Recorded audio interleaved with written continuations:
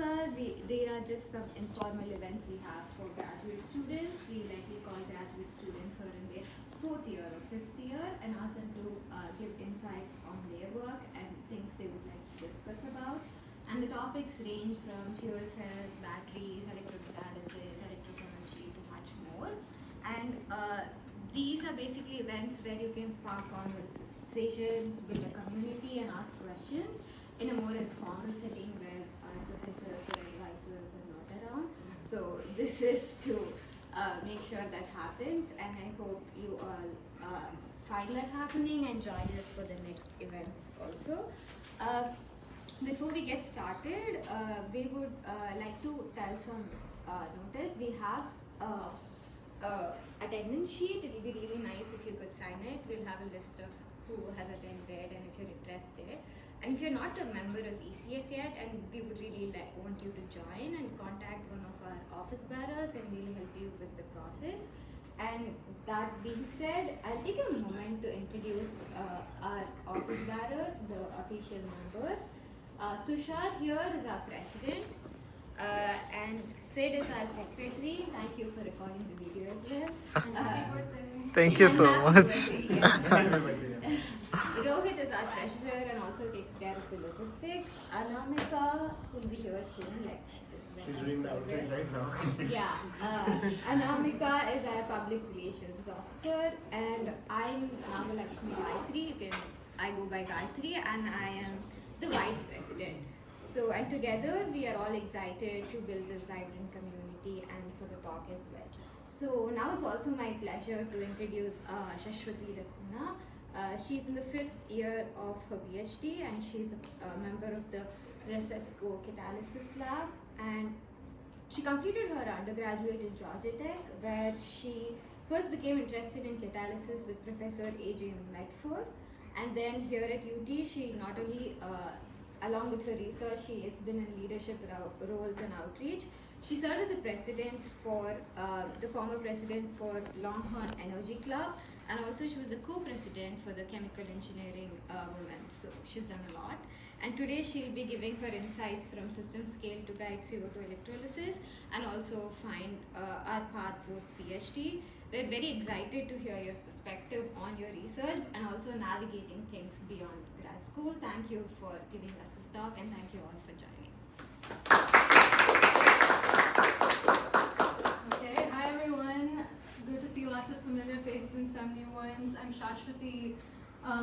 I am going to spend 15-20 minutes talking about my research and then the rest of the time on kind of helping all of you to explore what you might want to do after grad school. I think this is mostly PhD students as far as I can tell. And so for that part, it will be interactive, so I hope you have like pen, paper, phone, computer, whatever it means. Okay, so getting started on the research. So I'm going to really give you a picture of what we can learn by zooming way out from electrochemistry and thinking about how we can actually scale up some of these processes in the future. So I work on electrocatalytic CO₂ reduction. This is a process where we can take captured carbon dioxide, which is the most potent, or not the most potent, but one of the most important greenhouse gases, and is currently driving anthropogenic climate change. And we can actually use it as a feedstock and convert it into useful things. So these molecules that we can make by CO₂ reduction, carbon monoxide, ethylene, these are platform molecules for the chemicals industry. We already upgrade them in huge volumes into polymers, textiles, lubricants, adhesives, all kinds of things.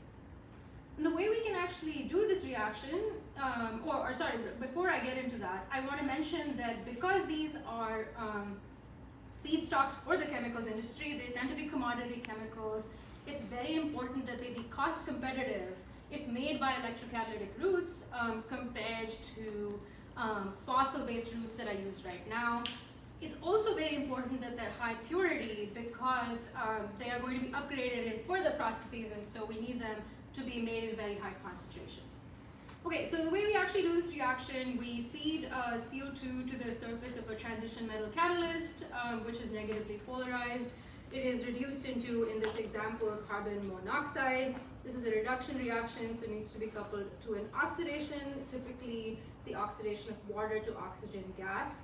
And to close the circuit between the electrodes, we typically use an ion exchange membrane, often an anion exchange membrane, and this also delivers water, which is commonly used as a reducing agent to the catalyst surface. But this electrolyzer would only be a part of the bigger picture if we were to actually do CO2 reduction at a commercial scale. In particular, we would have a lot of additional separation units, which I will model as gas separations by pressure swing adsorption. And so the product cost for CO2 reduction, which as I mentioned is very important, is also determined by how the electrolyzer would interact with these separations. So I'm going to try to give you 3 messages from this talk and really try to show you what we can derive by taking the systems level perspective. So for example, we can highlight how important selectivity is towards making highly pure products.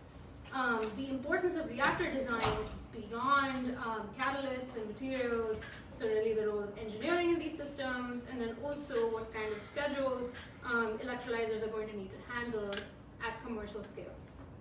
So when I started my PhD, what I was interested in, and many other people in the field were interested in, was increasing single pass conversion. Now this is if I'm flowing 100 mils per minute of CO2 to the electrolyzer. If I have 50% conversion, then I'm converting 50 mils per minute of that CO2 into product. And for some fundamental reasons, 50% is usually the limit on conversion in these reactors.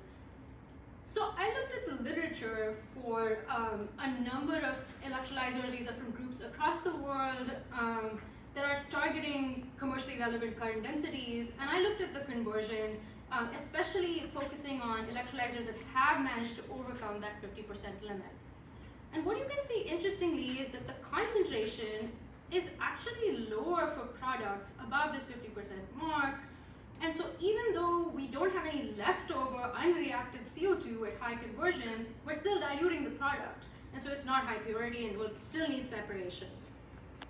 In fact, what actually does track product purity really well is the selectivity or Faraday efficiency towards CO2 reduction versus hydrogen evolution.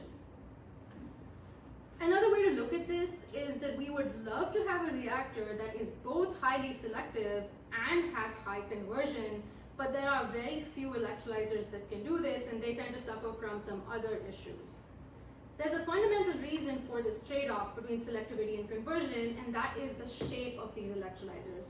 So we usually feed CO2 in this kind of plug flow configuration through this linear channel over the electrode surface. And what that means is that if I feed CO2 in here and I'm converting 90% of it, by the time I reach the outlet, I don't have any CO2 left to react over this highly polarized catalyst, and it's only going to drive hydrogen evolution.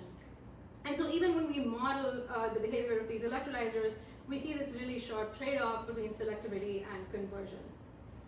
Now, if we can only choose one of these 2 parameters to be high, which one should it be?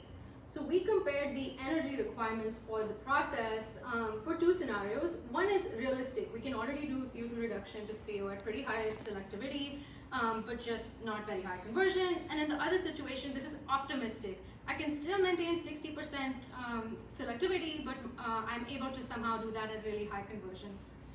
And what you can see is that the energy requirement overall is much higher for this high conversion scenario, even though I'm not penalizing selectivity too much. The reason for that is that almost all of the energy demand for the whole process comes from electrolysis. If I have lower selectivity, I'm making the wrong product, I'm wasting cell voltage and making the wrong product, which drives up my energy requirement for product in terms of the electrolyzer. I do save on separations because I don't have this huge unreacted CO2 stream that I have to separate and recycle back to the electrolyzer. But separations energy is a very small fraction of this process. So if I basically have to choose between better reactor versus better separations, I'm going to choose better reactor, better electrolyzer. Okay, but maybe you can go a step further and say, like, do we even care about energy? At the end of the day, the energy is what it takes, but what we really care about is that the product is cost competitive with fossil routes so that we can actually build CO2 reduction at scale. So we did a detailed techno-economic assessment of CO2 reduction. And the first thing I'll point out is that the levelized cost of product is about double or 1.5 times market price. So we have a long way to go. And if you look at where this cost is coming from, it's mostly from operating costs, which in turn are mostly from electricity, which is this blue fraction over here. Okay, so we're going to have to try to find some way to reduce the energy costs or electricity costs for this process. Now, here is a sensitivity assessment of all the different things that we could do to improve the cost of CO2 reduction. So what you're looking at is how the levelized cost changes as I change various kind of engineering parameters. So for example, in this audience, we have many skills to bring down the cell voltage, right? So as we lower the cell voltage, we would be able to make CO2 reduction at a lower price. And maybe we could do that by improving our catalyst. We could do it through more conductive membranes. But the bad news is that even with a perfect catalyst and a perfectly conductive membrane, I'd be operating CO2 reduction at its thermodynamic potential, which is 1.34 volts. My cost is still not competitive with market price. So we're gonna have to do something more. Okay, so selectivity for CO2 reduction to CO is pretty good, so not much room for improvement. And then I do want to note that the lifetime of electrodes is very important in this process, so understanding degradation mechanisms, overcoming them is critical, but in this assessment, I've already assumed that that's pretty good. Okay, so that really leaves us with, I kind of want to come back full circle here to discuss single pass conversion again. Now, unlike something like cell voltage, which is like high voltage equals high cost, you can see that the bar for single pass conversion kind of doubles back on itself. That's the case for current density too, but I can discuss that offline. I'm not going to focus on it here. And what that tells us is there's an optimum single pass conversion to get the lowest levelized cost. And that optimum is pretty low. It's only 15%, which means I am doing a lot of separations for that unreacted CO2 and bringing it back to the electrolyzer. But why is this the optimum? It's basically a trade-off between capital versus operating cost. So if my single pass conversion is too low, that means I have a very large, very dilute stream of product in lots of CO2. I need to build a really large separation unit to recycle that CO2 back. And that separation unit is very expensive, and so my capital cost is too high. But if my single pass conversion is too high, then I lose selectivity, wasting voltage on making hydrogen, and so my energy cost is too high. And so when I basically cross these two curves over, that's how I get this optimum at 15%. What if we could decouple selectivity and conversion so that we didn't have this penalty on high conversion operation? It turns out that if we could flatten the curve so that we can operate at some selectivity at any conversion, the impact or like cost reduction from that change is as much as if you could design a perfect catalyst for CO2 reduction. So a really understudied way to make CO2 reduction more viable is actually electrochemical engineering. So redesigning the cell, redesigning flow channels to decouple selectivity from conversion so that we don't have that shape of the flow channel where we lose CO2 availability by the end. Okay, so this is one option to reduce energy costs. Another option is, what if I just get cheaper electricity? Good news, renewables are cheap. So in the base case assessment, I had the average US industrial retail electricity price, which is like 76, I believe, dollars a megawatt hour. Solar and wind are both cheaper than that. Solar especially much cheaper than that. Bad news, they're not available all the time. So in particular, if I look at operating the electrolyzer only 25% of the time to match a solar panel's output, well, my levelized cost will be really high. And this is basically because I'm not making enough product. I'm only making product 25% of the time. I can't recover the investment of capital that went into the process. Maybe I could just flatten this electricity supply with a really big battery so that I can run the electrolyzer all the time. The problem here is these tiny green bars you see, that's the capex for the process, and then this gray bar, this is the capex for the battery. So the battery is multiple times more expensive than the entire process put together. that's a difficult sell to make. Doesn't seem realistic. Third option, maybe we can just plug the electrolyzer into an outlet in the wall. We have electricity available from the grid 24/7. We could operate the electrolyzer close to 24/7. The problem is the entire point of CO2 reduction is to make carbon neutral or carbon negative products, right? We're trying to use CO2. But if you look at the way that the grid gets electricity, it can be quite carbon intensive because it could be from coal, it could be from natural gas power plants. Excuse me. And so in certain states where most of the mix comes from renewables, it might already be possible to make CO2 reduction carbon neutral, but that's not the case everywhere, and so it would make us very geographically limited. So we have three options now. I could plug it into a solar panel, I could add a battery, and I could utilize the grid. All of these have pros and cons. What if I just do all of the above? So what if I have a system where I can either make product or I can sell electricity to the grid from a coupled solar farm and battery? Now, the solar output is dynamic with time. Also, the grid electricity price is also dynamic with time. It's set typically every hour. And so I need to now decide, like, when do I sell to the grid versus when do I do CO2 reduction? And so I'm going to show you the results from an optimization algorithm that is optimizing profits over time. So I'm trying to maximize how profitable the system is over the whole year. And what I'm really interested in checking is the electrolyzer going to have to operate dynamically? Because most of the time when we do CO2 reduction in the lab, we're either operating it chronoamperometrically or chronopotentiometrically, so I'm either constant current or constant voltage. I don't have any of the dynamics associated with some of these time-dependent parameters. And so what I want to check is, well, how dynamic does CO2 reduction need to be in this kind of system? Okay, so there's a lot going on here, so I'm going to go through it step by step. So the first point I'll make is, when I saw the results, I was like, oh good, at least this electrolyzer turns on. At least we think it's worth doing CO2 reduction. So the CO2 reduction current is in blue and the solar output is in yellow, and I'm just showing you representative results for the month of June. And what you can see here is that the electrolyzer is operating very dynamically. So it's turning on and off with a lot of frequency. It's tracking the output of solar very closely in some parts of the year. I also want to point out that if you look at the profits made from the system, of course we have these profits that track the CO2 reduction product being sold, but we also have some price spikes, profit spikes at certain hours, and those are associated with the battery discharging. So the battery is actually playing a really important role in making the system profitable because it's doing energy arbitrage. It's storing electricity when it's cheap, and then it can sell to the grid when it's expensive.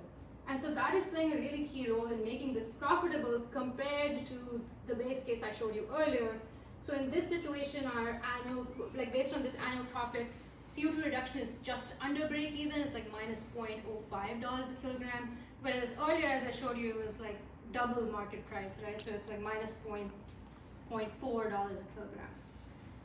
Okay, I also just want to point out that that at certain times in the year you'll see these yellow traces, which is the electrolyzer being powered off of the grid.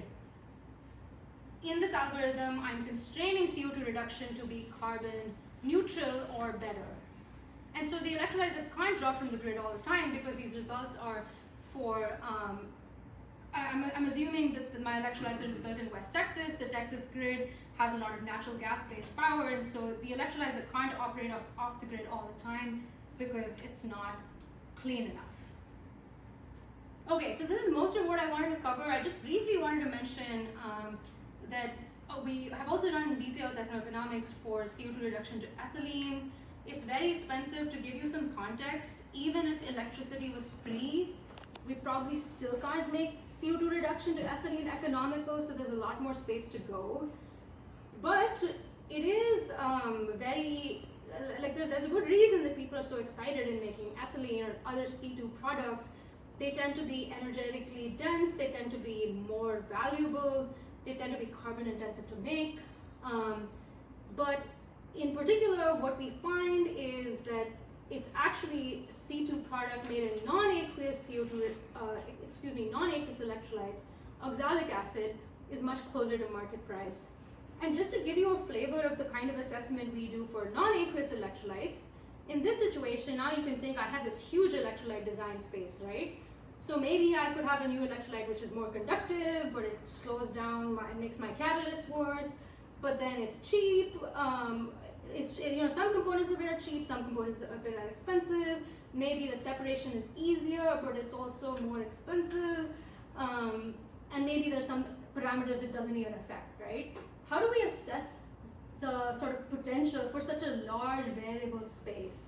So we can do these Monte Carlo assessments for this kind of problem, which is basically we're looking at, I think in this case it's like 5,000 different possible combinations for each of those variables that I mentioned, and we're looking at a price distribution. So you can see that depending on the electrolyte design, there's a possibility that we could do CO2 reduction to oxalic acid at far above the market price, but also just redesigning the electrolyte to have the optimal properties could bring us to almost break even on oxalic acid. Also, there is a pretty clear pathway to get from the kind of modeled price of CO2 reduction to oxalic acid to its market price today, and this is a completely technical pathway. This doesn't include any policy changes, doesn't include any market changes, which in this audience, that's what we want to hear, right? We want to hear that through R&D, through better engineering, we can actually scale up these sustainable technologies. Okay, so hopefully I've given you kind of a flavor of what we can find through these really large-scale assessments for systems involving electrolyzers, the importance of certain key performance indicators, selectivity in particular, the fact that selectivity is so important that we should be engineering these systems to prioritize it, and so that we don't have to make trade-offs with it against other variables, and also that if we can design these systems to handle dynamic operation, the more dynamic the better. That can also give us a great opportunity to leverage electrochemistry, which other kinds of chemistry don't have access to these kinds of opportunities. And really what we're looking for is ways to make a difference that are beyond what kind of everyone in the field is really focused on. It's electrocatalysis, everyone's interested in better catalysts, but there are so many more ways that we can actually tune these systems to bring them closer to scale up. None of this work would be possible without technical inputs from many people over the years who I want to acknowledge. My advisor, Dr. Joaquin Resasco, and colleagues in the Resasco lab, as well as funding sources. Now, if you work on something that you think could change the parameters of CO2 reduction, you want to see, well, how would that change? How would a new membrane, how would a new catalyst affect the economics? You can scan this QR code here and kind of play with those parameters yourself and see how our Techno-Economic assessment would change. With that, I'm going to pause for questions and then we can jump into career stuff.